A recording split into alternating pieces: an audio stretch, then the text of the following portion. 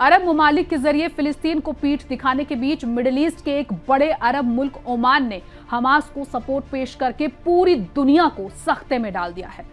दरअसल ग्रैंड मुफ्ती शेख अहमद अल खलीली ने ओमान की तरफ से हमास और तमाम फिलिस्तीनी लड़ाका ग्रुप के लिए हिमायत का ऐलान करते हुए कहा कि फिलिस्तीनी लड़ाके किसी भी हाल में हथियार न डालें और इजरायली दुश्मन से डटकर मुकाबला करें।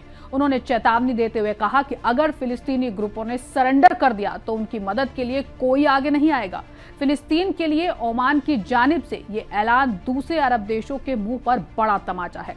ओमान उन अरब देशों में से एक है जिसने इजराइल से रिश्ते बहाल नहीं किए और हमेशा फिलिस्तीनी रियासत के लिए आवाज उठाई है। नाजरीन, हमें ऐसा खदशा है कि सच्ची खबरें दिखाने में हमें जल्द ही चुनौतियों का सामना करना पड़ सकता है और हमारे YouTube चैनल तहजीब टीवी को टर्मिनेट भी किया जा सकता है। इसीलिए आपसे गुजारिश है कि हमारे नए चैनल जिसका नाम है तहजीब टीवी ऑफिशियल, आप उसे अभी सब्सक्राइब कर लें ताकि अगर हमारा ओरिजिनल चैनल तहजीब टीवी किसी भी वक्त टर्मिनेट हो जाए तो आप आसानी से हमारे बैकअप चैनल से जुड़ सकें। हमारे नए चैनल तहजीब टीवी ऑफिशियल का लिंक डिस्क्रिप्शन में दिया गया है। शुक्रिया। गजा में इस वक्त जो सूरत हाल है उससे पूरी दुनिया हैरान है कि आखिर इजराइल की कार्रवाइयों पर दुनिया की बड़ी बड़ी ताकतें लगाम क्यों नहीं लगा रही हैं। सबसे हैरान कुन बात तो ये है कि फिलिस्तीन के आसपास पड़ोसी अरब ममालिक इतने खामोश क्यों हैं। अरब ममालिक ने गजा जंग में अब तक किसी भी किस्म का कोई सख्त एक्शन इजराइल के खिलाफ नहीं उठाया। यहाँ तक कि मजम्मत के नाम पर भी इजराइल के खिलाफ अरब देशों ने ऐसा कुछ नहीं बोला जो कि काबिले तारीफ हो। अब गजा में पूरी तरह बर्बादी होने के बाद दुनिया में जब बड़े बड़े मुल्क आवाज उठा रहे हैं तो ऐसे में भी अरब ममालिक कोई ठोस बात नहीं कह रहे हैं। उल्टा बीते दिनों अरब ममालिक ने गजा के लिए लड़ रहे फिलिस्तीनी लड़ाकों के खिलाफ बयानबाजी करते हुए कहा